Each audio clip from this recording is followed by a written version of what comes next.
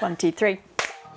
Hello and welcome to Green Queens, the perfect podcast for imperfect environmentalists. We're your hosts, sustainability and climate presenters Imogen and Abbie, and this is your guilt-free guide to living a little greener.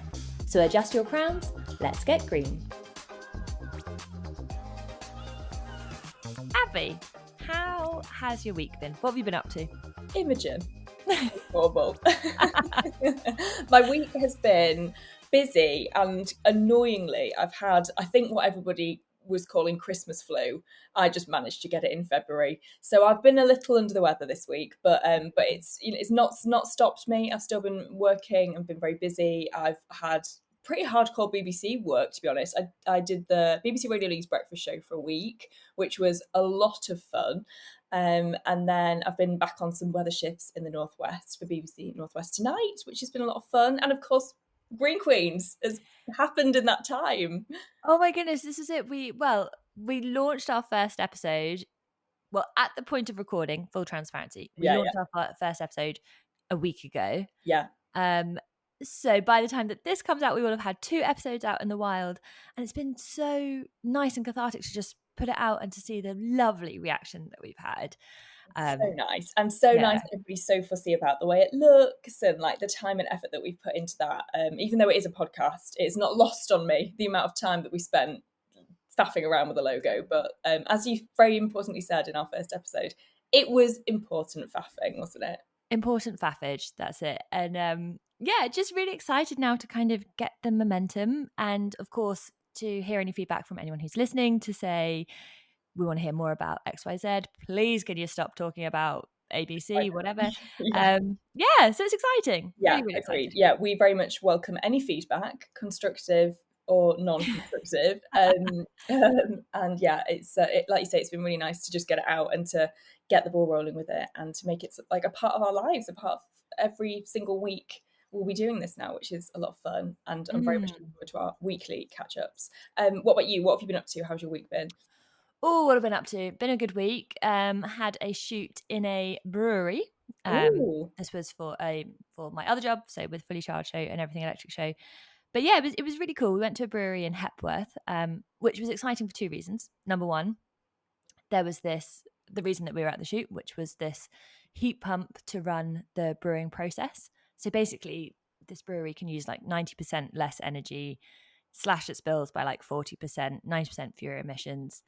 So just like a really, really amazing story. And the brewer, you know, he's just so committed to science and efficiency, and therefore so open to trying new technologies to make that process more efficient. So that was really cool. But then the second thing that was really cool is that in driving home, I was like, I've been here before. I was like, I haven't been here before. There's Grand Designs on the corner that I'd watched many years ago. That's exciting. And then drove around the corner. I don't know why I'm sharing this. But then drove around another corner. I was like, oh, no. I have been here before. And I was like, why have I been here before? Was this for a shoot? Not a shoot. It was for a regional debating competition circa 2007. So you were debating? You were competing? Oh my God, yes. I was in the debating society on the team. It was a very core part of my school experience, I would say. Of course you were. I was faffing around in jazz band and you were debating. Oh my God. Competing for debating. Did you win? Do you know, I can't remember. Let's say I did. Yes, we did. Well done. But then also went on a very exciting shoot to Germany. Oh, you have been around. Been a busy gal. I have been very busy. I've been all too familiar with Pret, and I do love a Pret sandwich, so that's not been a terrible thing. What's your favourite Pret sandwich? Oh, okay. So, it's a simple choice, but it's a brilliant choice, and I just love the tuna baguette. Tuna baguette's great. Also chicken avocado. Quite partial to a hummus situation. Very partial also to the chicken satay salad or the Italian chicken salad. Okay. You spend too much time in Pret. Oh my God. And also sometimes there are days where you have, you know, you end up leaving for a shoot really, really early and coming back really, really late. And you'll have Pret for every single meal. And that sounds like it should be a dreadful thing. It's an expensive thing, I will say. Yeah. But it's a glorious thing. You need to get better at a pack up. I'm too tight. I would rather go hungry on a day out than buy lunch, buy food for myself. Sometimes I'll go down to London and like take a full train pack up because I'm so tight that I refuse to. The extent of it is that sometimes I will get myself a Yorkshire tea on the LNER train back up to Leeds, because you can get it with a chocolate bar for like £3.50. But I am so tight when it comes to buying food out and about. I will say in this particular scenario, thank you, expenses. And if Yes, it was yeah, yeah. me, yes, leftovers. Uh, Slightly warm yogurt at the bottom of your handbag kind of situation. Yum. Yeah. So you went to Uh, Germany. It's fun. yeah, I went to Germany, and it was for a launch of a brand new electric car, which I'm actually not allowed to talk about. Oh, because Which I know it was a Mercedes. yes, I'm allowed to tell you it's a Mercedes, but that's all I'm allowed to tell you. Really? Because I've seen that they've done the electric, what's the 4x4 thing?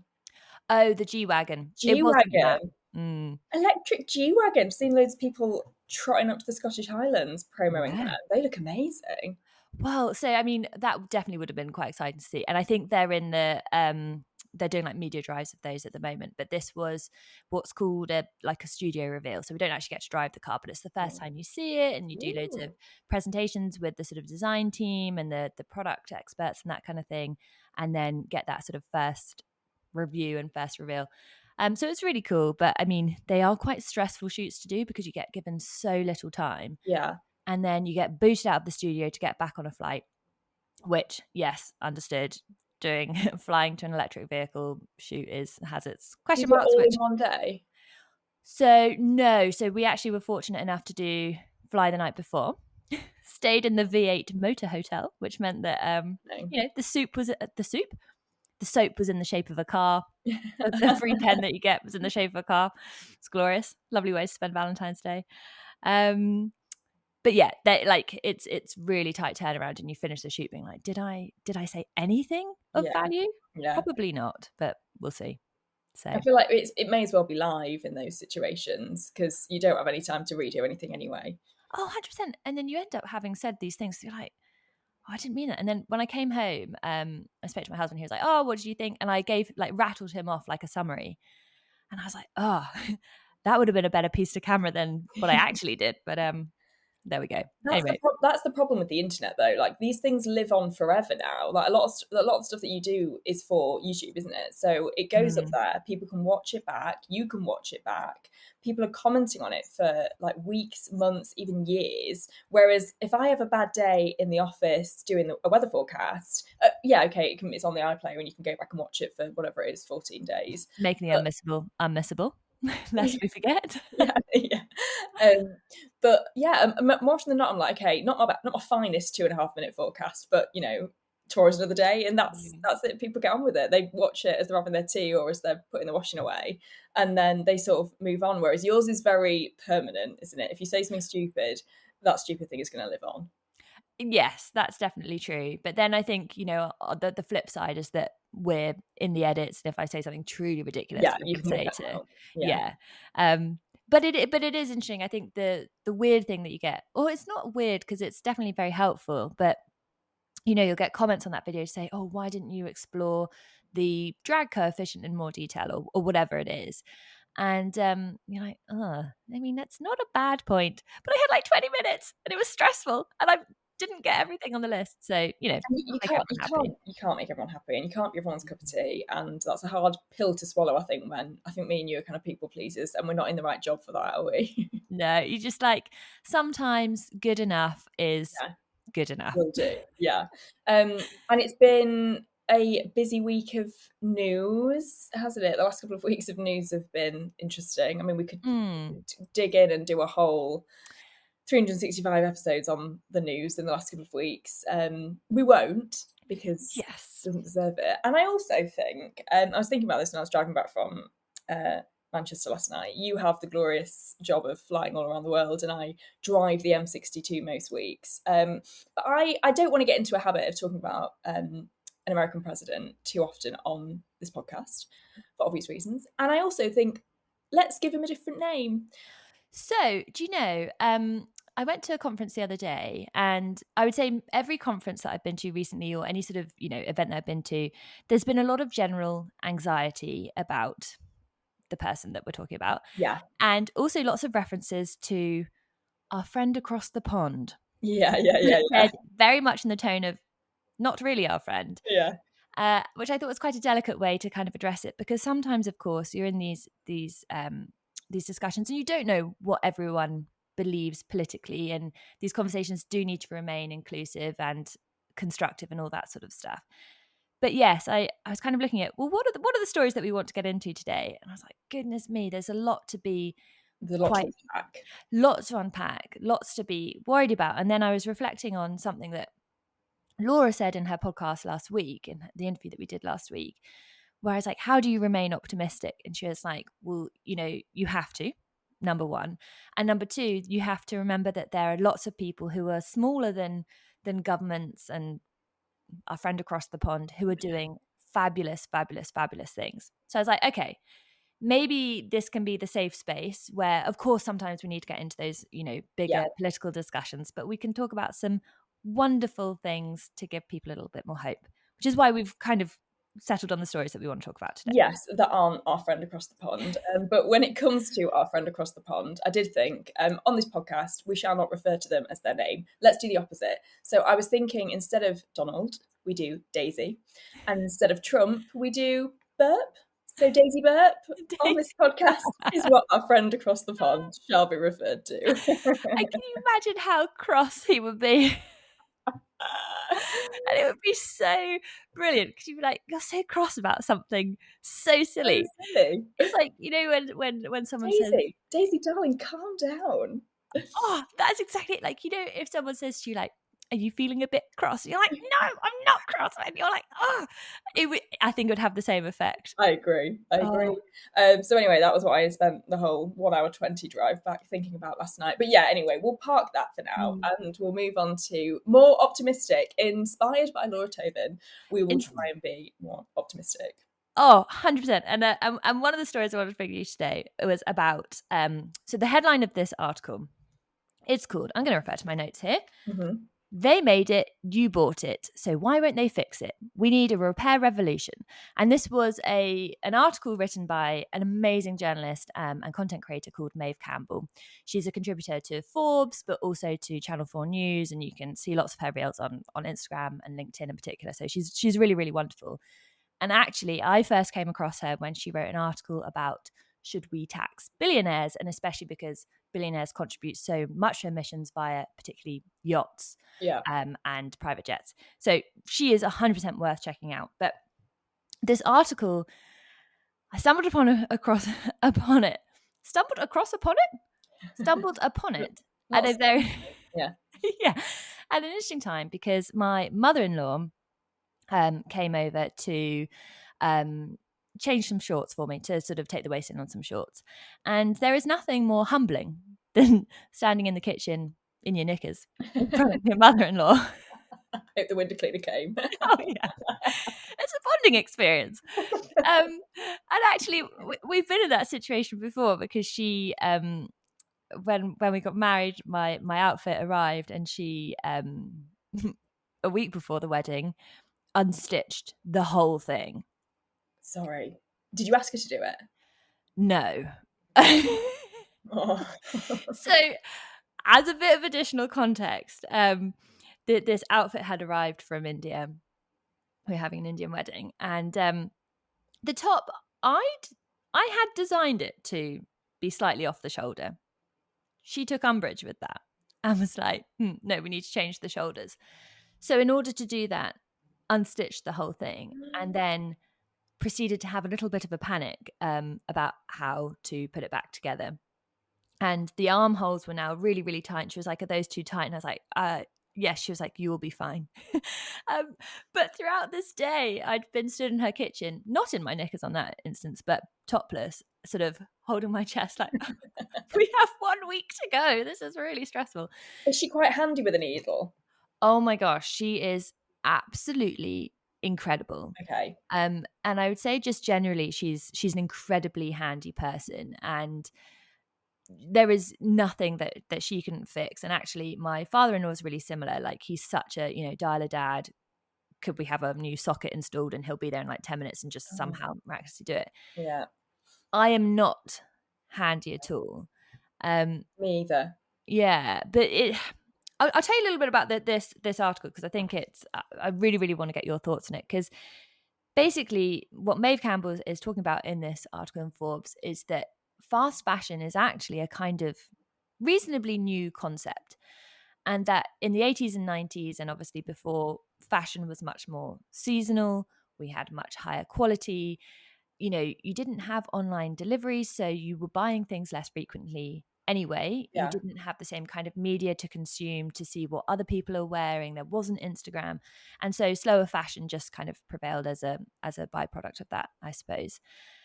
And as we've shifted to faster fashion, we have a much more transactional relationship with our clothes rather than sort of cherishing them. And if we can get into a habit of repairing them, then we get that brand new feeling when they are sort of fixed or altered or what have you.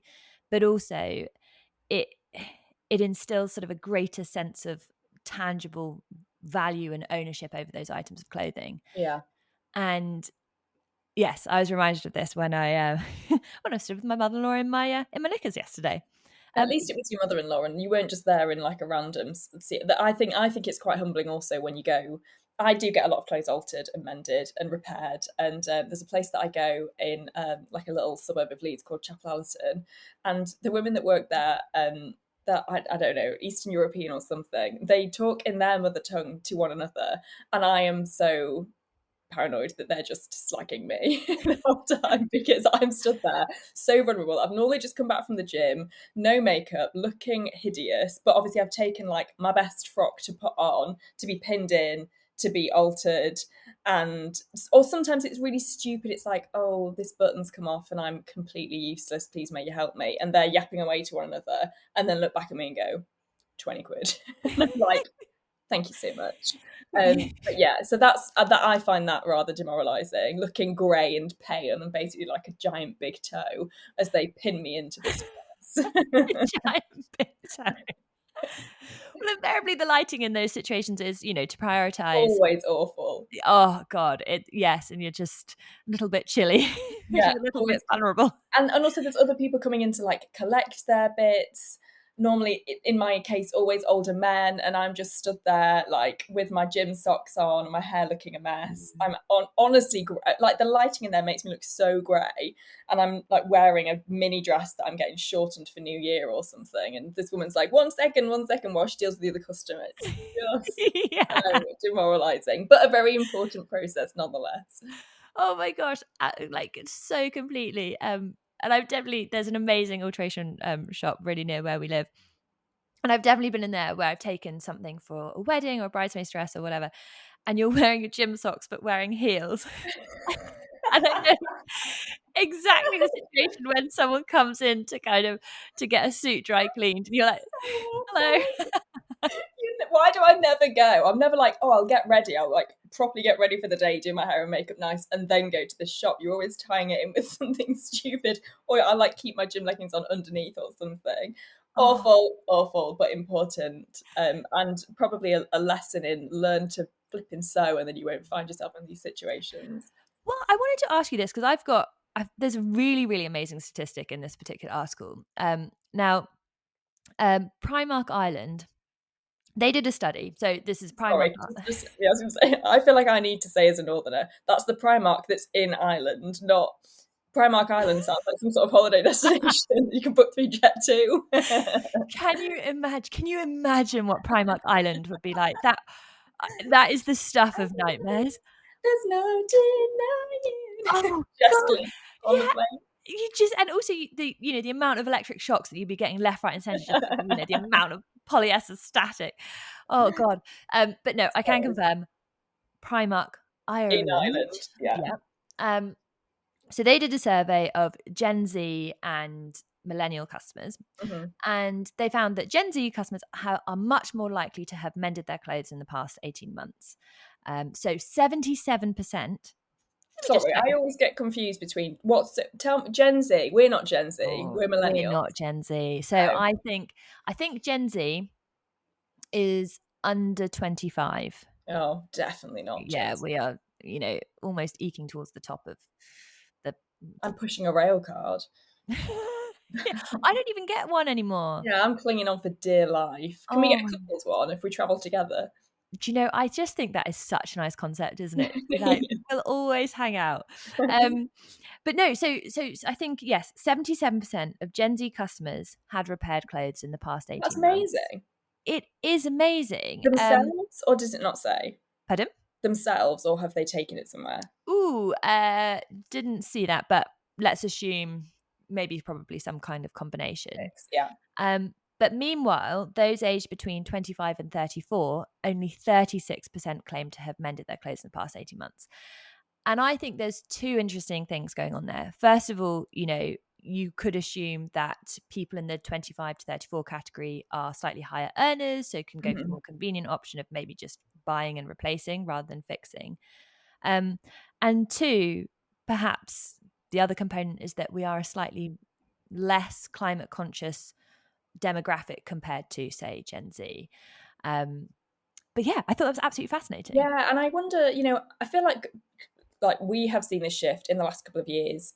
Well, we've been talking about it for years, but I feel like there's definitely been more of an interest, and there's been way more um, people kind of weaving it into the daily conversation in recent years, meaning that younger generations will be a little bit more aware of Mm, what's going on. Whereas I feel like when we grew up with fast fashion, really, as it became a thing, nobody was talking about the impacts of it.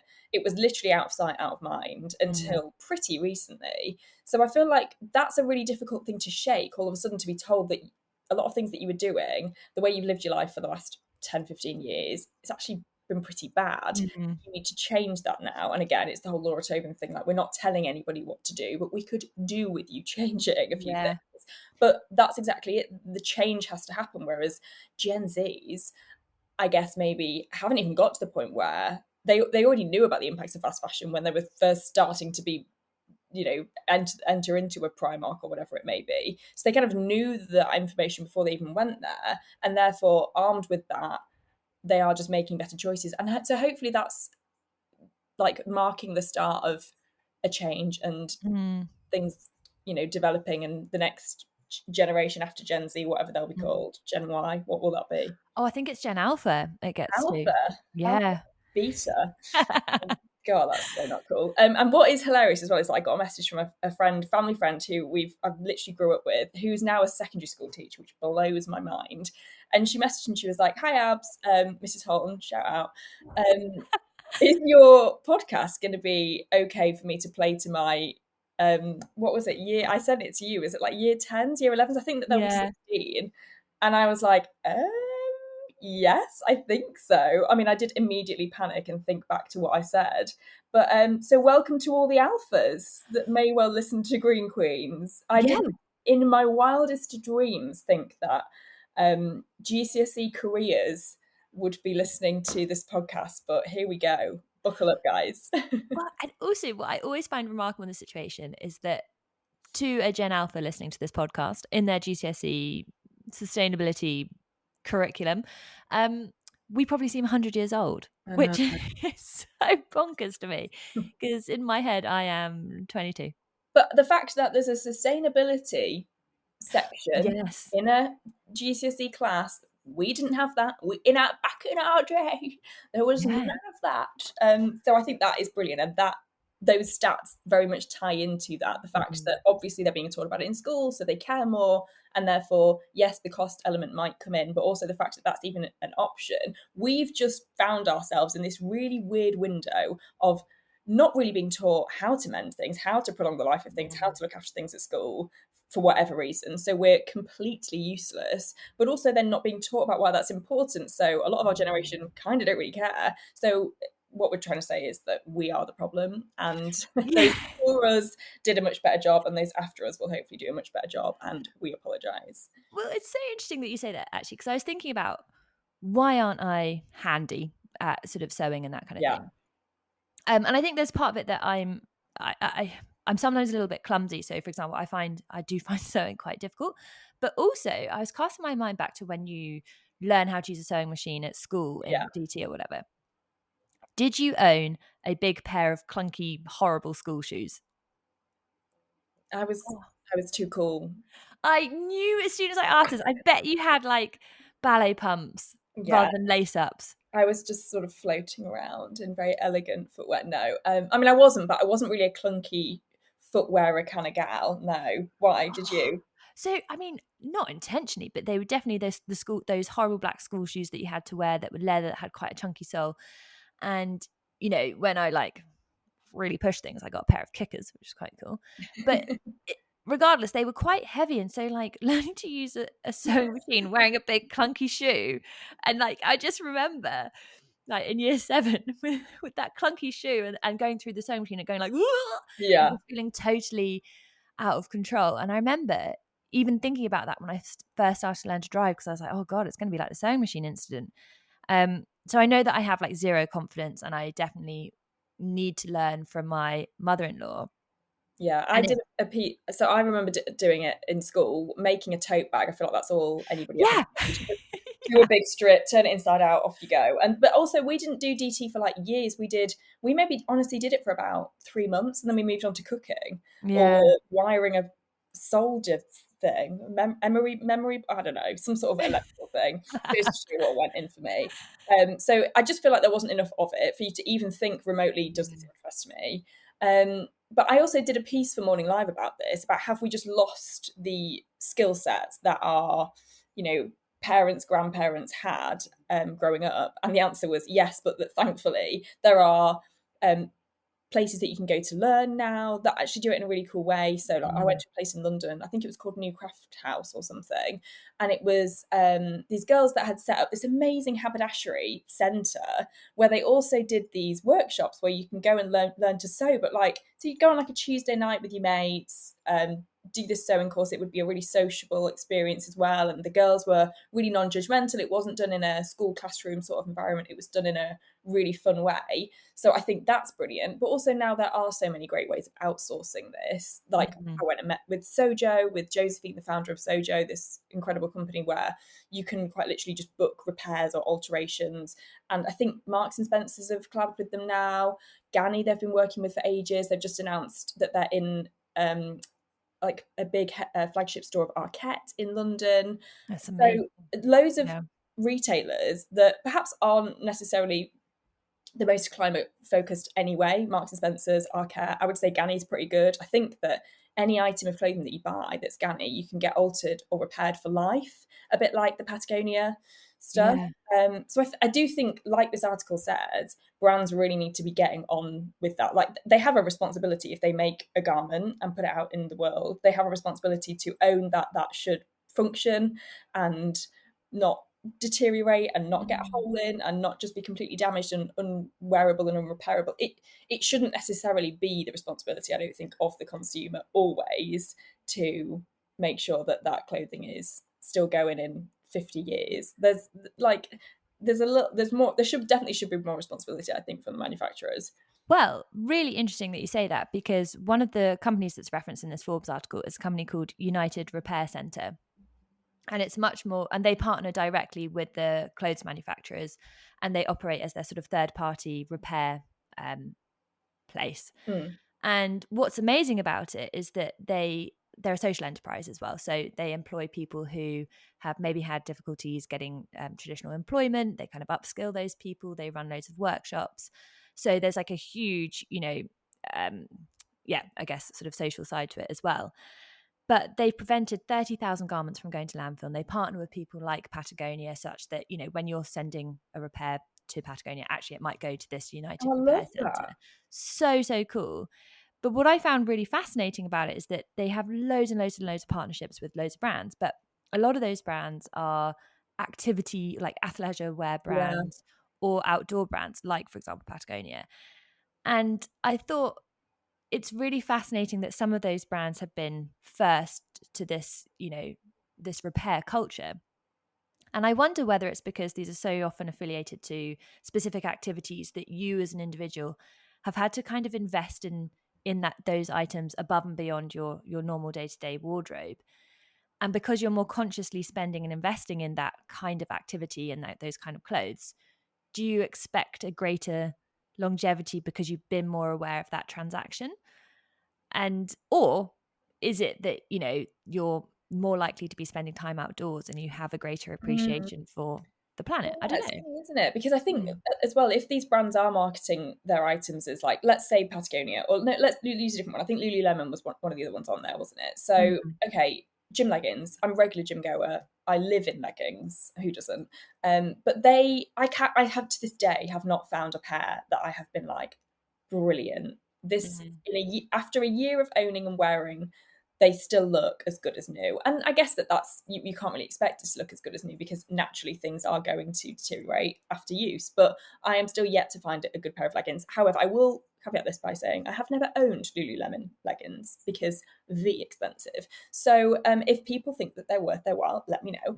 But with that, I guess they are marketing themselves in a way in which it's like, we understand that these are going to be put through their paces, and Mm. we stand by our product that we think it can stand the test of time. Same with if you wanted to buy a walking jacket that can withhold all these different types of weather. Like they're marketing themselves in a way in which it's like, we think we've done it, we think Mm. we've made this thing which is going to work for you against all these odds. And so there is, like you say, a little bit more of like a belief there. Oh, hang on. Whereas you don't get that if you go into Zara. It's just a coat. It's a coat that Yeah. looks nice. It doesn't say anywhere that it will do anything other than look nice once or twice. So Yeah. you kind of buy it knowing that. So I do think maybe because that, when it comes to active wear and gear that you're buying for specific things, Mm. they are giving you the whole spiel and the whole song and dance about what it's going to do. So they maybe do have a little bit more responsibility when it comes to making sure that happens, and that it happens for few years, because this stuff isn't cheap, but doesn't need to be cheap if it's going to be something that gets 1,000 wears over 10 years Cost per necessarily. wear. Yeah. Well, so I in compiling these notes, I was like, what's the oldest item that I own that I have sort of continually had repaired? And Hmm. mine actually is a pair of leggings. And I think this is actually probably extremely gross because these leggings are, they must be 10 years old, but Wait, also leggings? they're gym leggings and And you've had are, them repaired? yes, because I don't wear them in the gym and I don't wear them for yoga, but I only wear them for running and specifically like when I do longer distances. Okay. And they are so perfect for doing long distance running. They're like the right thickness, the material feels great. When you're running great long distances, you don't want to get too hot. Everything about them is so perfect. But I do think I've probably now worn them for, and this is no exaggeration, it must be like 4,000 miles of running. That's amazing. It isn't amazing because I feel like they have this embedded stink to them. And like, oh, I know. Why have I admitted that? But my husband so many times has been like, okay, after this race, these now need to go. They don't need to go. They I just think, that yeah. no, Deep. Don't be encouraging this throwaway behaviour. Well, this is it. And I think he's like, you can no longer see how gross these are.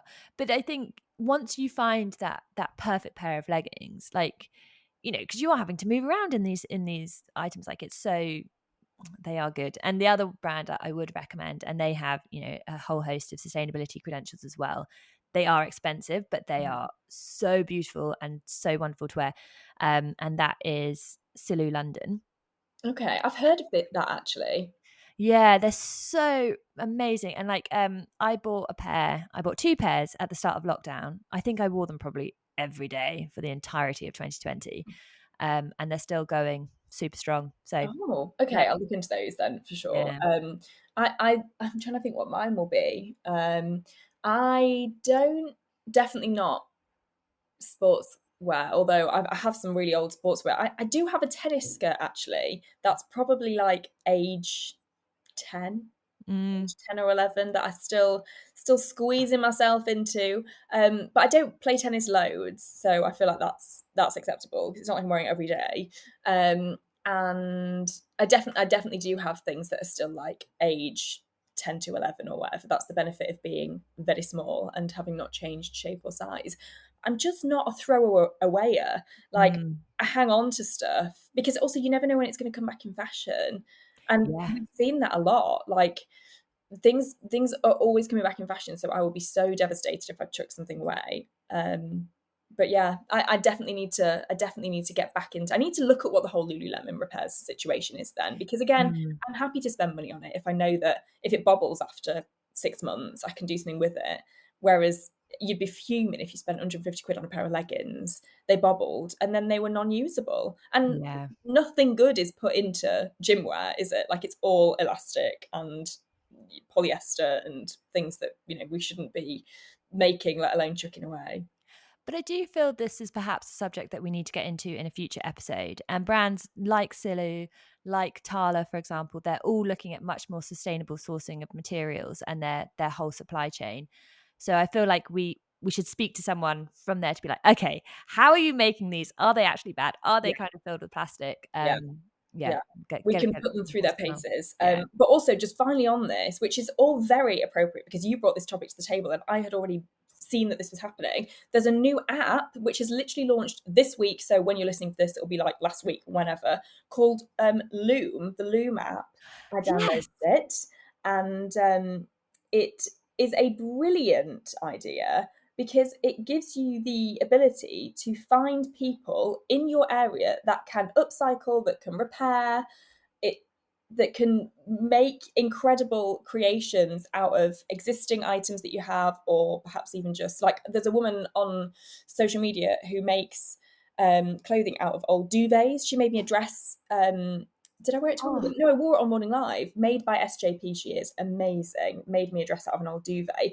And there's people doing this all the time, and it's just finding them. And so there's this new app called Loom app. I can't remember who the founder is.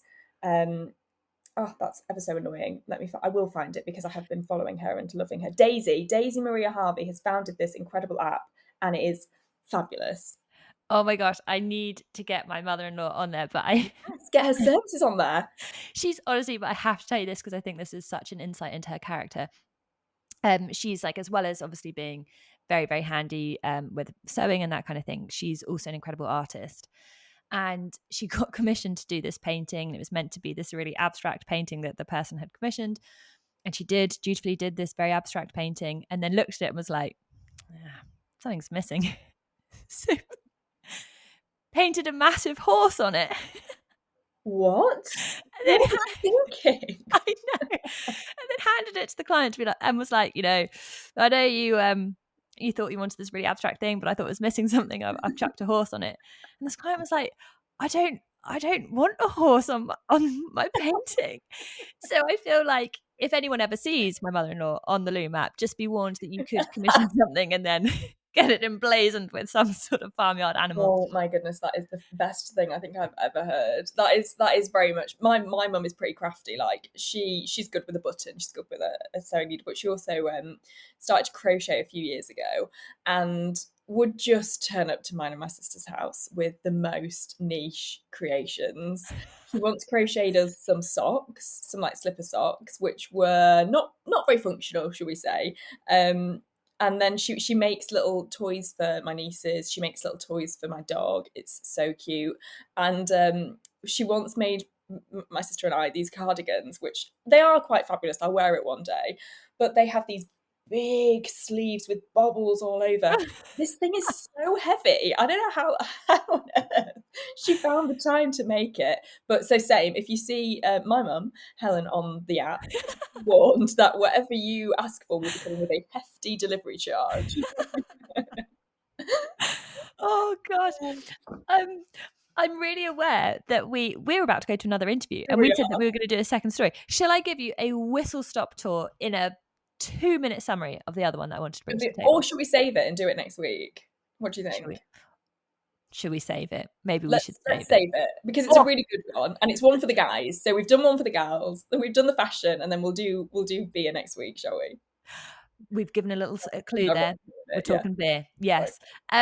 Well, okay. I guess on that note, sustainable business recommendation before we head off.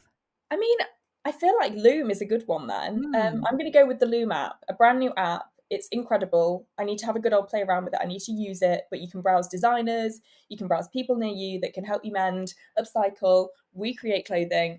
gorgeous app. It looks great. It functions very well. And it's about time somebody somewhere that isn't us got off their bum and made something wonderful for the people like you and I who constantly find themselves standing, often in our pants, not looking our best in front of someone while they pin us into something. Well, I think that is a fantastic recommendation. I also want to recommend a amazing lady called Threads and Fiber. That's the name of her Instagram account. She is actually called Sophie, but she's Imagine the baby, Threads and Fiber. First name Threads, a second name and Fiber. But she is really, really amazing because she's essentially like a secondhand reseller of fashion, but very localized to the Cotswolds. Okay. And the reason I think that that's cool is that things like Vinted have prompted those sorts of businesses, but also it has really fostered quite an amazing local community of people who want to be part of that platform, who are contributing clothes to that platform, and it's even ended up, she's even got a stall in Burford Garden Centre. Oh my goodness, that's cool. Oh my gosh. So for people who are not familiar with Burford Garden Centre, it is possibly the most expensive garden centre in the entire planet. I went just before Christmas once and there was a pianist playing a grand piano in a garden centre. I was like, wow, this does not happen up north. Well, none of that surprises me. And it's one of those places where you'll like pick up a Christmas decoration and be like, oh, that's nice. This one bauble, and it'll be like, oh, £700. But the fact is, like, she's cultivated this amazing local community of, people contributing to her platform, reselling platform, amazing clothes on there. But also has brought her local business and this secondhand fashion sort of mentality to places like Burford Garden Centre. And that is naming the feat. So check out Threads and Fiber. Excellent. Well, I need to blow my nose and I need to plug my laptop into charge before this interview. So we're going to wrap this up. Oh, perfect. Well, in that case, see you, Abby, in approximately 3 minutes. Excellent. See everyone else next week. Yes, and any suggestions, any sustainable business shout outs that we can do, send them our way, and we hope that you're enjoying the pod as much as we're enjoying doing it. See you next time. We hope you enjoyed this episode of Green Queens. If you did and you'd like to hear more, we'd be so very grateful if you could like, subscribe, and join the Green group chat for weekly episodes.